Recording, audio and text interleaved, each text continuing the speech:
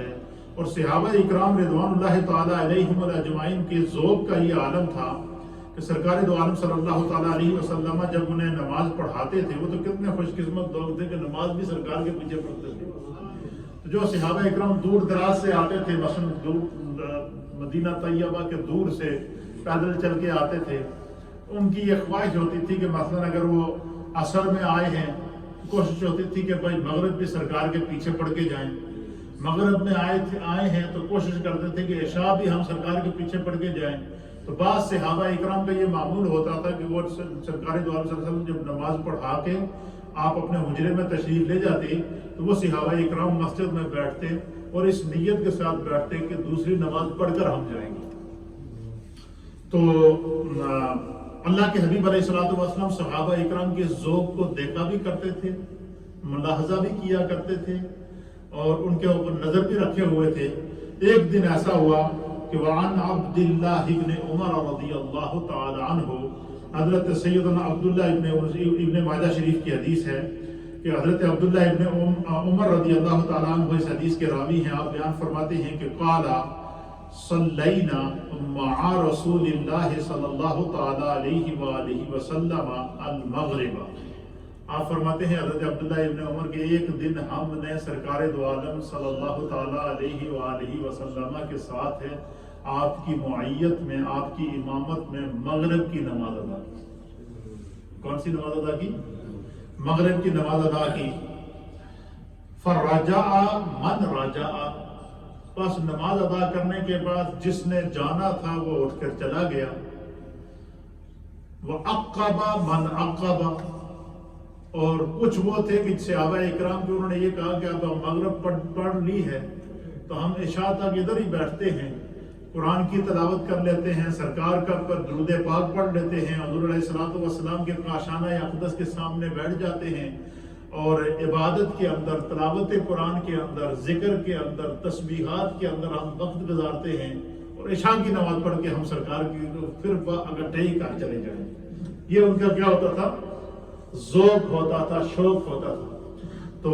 کہتے ہیں کہ اللہ کے حبیب علیہ الصلوۃ والسلام سرکار بھی نماز پڑھا کے مغرب کی آپ بھی اپنے گھر تشریف لے گئے، لیکن کچھ صحابہ اکرام وہ تھے جو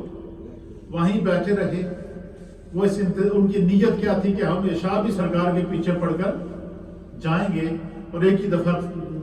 جہاں گھر پر جائیں گے اور پھر فجر میں واپس آئیں گے۔ تو کہتے ہیں کہ تھوڑی دیر ہو گئی، اللہ کے حبیب علیہ الصلوۃ والسلام چلے گئے تھے، تو حضرت عبداللہ ابن عمر کہتے ہیں کہ بہت سارے صحابہ اکرام بیٹھے تھے، تو ہم نے دیکھا کہ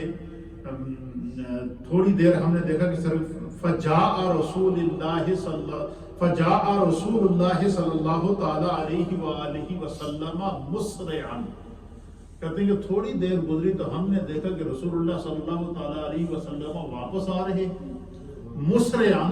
اس حالت میں آ رہے ہیں کہ سرکار جلدی جلدی تیز قدموں کے ساتھ چل کر واپس مسجد کی طرف آ رہے ہیں۔ اور کہتے ہیں کہ سرکار دو عالم صلی اللہ علیہ وسلم کے تیز چلنے کا یہ عالم تھا، آپ کے جلدی جلدی چلنے کا یہ عالم تھا کہ حفظہ النفس، سرکار دو عالم صلی اللہ علیہ وسلم کا تیز چلنے کی وجہ سے سانس مبارک پھول رہا تھا۔ کیا ہو رہا تھا؟ سانس پھول رہا تھا، اور اتنے جلدی جلدی آپ واپس آ رہے تھے۔ قد خسر عن رکبتیہ، حضور علیہ الصلوۃ والسلام کے جلدی جلدی آنے کی کیفیت یہ تھی کہ جلدی چلتے ہوئے جب سرکار قدم آگے بڑھاتے تو حضور علیہ الصلوۃ والسلام کا تہمت مبارک سے آپ کی تہمت مبارک آپ کی پنڈلی سے ہٹ گیا، اور آپ کی پنڈلی ہمیں نظر آ رہی تھی۔ یعنی جب بھی کوئی بندہ قیامت باندھے ہوئے، آپ نے دیکھا ہوگا جلدی جلدی بندہ چلے تو جب ایک پاؤں ڈالتا ہے دوسرا ڈالتا ہے تو پاؤں کا کیا، وہ پاؤں کی پنڈلی مبارک نظر آ رہی تھی۔ کہتے ہیں کہ بڑی عجیب و غریب ہم نے کیفیت دیکھی کہ ابھی سرکار دو عالم صلی اللہ تعالیٰ علیہ وآلہ وسلم نے مغرب کی نماز پڑھائی، نماز پڑھا کے آپ چلے گئے، جن صحابہ نے جانا تھا وہ بھی ساتھ چلے گئے، جو کچھ صحابہ وہ تھے کہ وہ وہیں پر بیٹھے رہے، اور ان کے اخلاص کا یہ عالم تھا کہ انہوں نے یہ نیت کی تھی کہ ہم مغرب بھی ادھر ہی پڑھ کے جائیں گے، اور جو وقت ہمیں ملا ہے ایک نماز سے دوسری نماز کے درمیان، اس وقت کو ہم نبی پاک کی بارگاہ کے اندر، مسجد نبوی شریف کے اندر، تسبیحات کے اندر، تحلیلات کے اندر، ذکر کے اندر، دعا کے اندر گزاریں گے۔ تو کہتے ہیں کہ سرکار دو عالم صلی اللہ علیہ وسلم واپس تشریف لائے، مسرعان جلدی جلدی آئے، آپ کا سانس مبارک کھلا ہوا تھا، تیل چلنے کی وجہ سے آپ کے جو ہے وہ آپ کی پنڈلی مبارک نظر آ رہی تھی، گھٹنا مبارک آپ کا نظر آ رہا تھا۔ کہتے ہیں جب جیسے ہی ہم نے سرکار کو دیکھا تو سارے صحابہ اکرام ایک دم بعدم کھڑے ہو گئے کہ یہ اتنے جلدی سرکار آ رہے ہیں، سانس بھی آپ کا پھولا ہوا ہے اور ایک دم آپ آ رہے ہیں۔ اور پھر کہتے ہیں کہ کیفیت بڑی عجیب و غریب تھی، آپ ہی سرکار جلدی جلدی رہے ہیں، آپ کا جو ہے سانس بھی پھولا ہوا ہے، اور لیکن سرکار دو عالم صلی اللہ علیہ وسلم کا چہرہ خوشی سے کھل رہا ہے۔ حضور کا چہرہ مبارک کیا ہے؟ چہرہ والضحیٰ خوشی سے کھل رہا ہے۔ تو کہتے ہیں کہ سرکار دو عالم صلی اللہ علیہ وسلم جب واپس آئے تو اب ہم کھڑے ہو گئے، بعد اللہ کے حبیب علیہ الصلوۃ والسلام نے ہمیں مخاطب کر کے فرمایا، ابشروا ھذا ربکم قد فتح بابا من ابواب السماء۔ حضور نے فرمایا، اے میری ہدایت ستارے، اے میرے غلاموں، تمہارے لیے خوشخبری تھی اللہ کی طرف سے، وہ تمہیں دینے کے لیے مجھے واپس آنا پڑا۔ اب مجھے بتائیں کہ وہ کیا عالم ہوگا، وہ کیا منظر ہوگا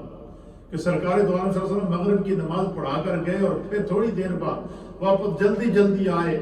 اور آ کر صحابہ کو کہتے ہیں کہ میرے جلدی جلدی تیز تیز قدموں سے آنے کا جو مقصد ہے وہ یہ ہے کہ آج رب نے تمہارے لیے خاص قسم کی گڈ نیوز دی ہے، اور وہ گڈ نیوز تمہیں دینے کے لیے میں واپس آیا ہوں۔ تو اللہ کے حبیب علیہ الصلوۃ والسلام نے فرمایا کہ اللہ کی طرف سے تمہارے لیے خاص خوشخبری لے کر آیا ہوں۔ حضور علیہ الصلوۃ والسلام فرماتے ہیں، میں جیسے ہی یہاں سے نکلا تمہارے پاس سے،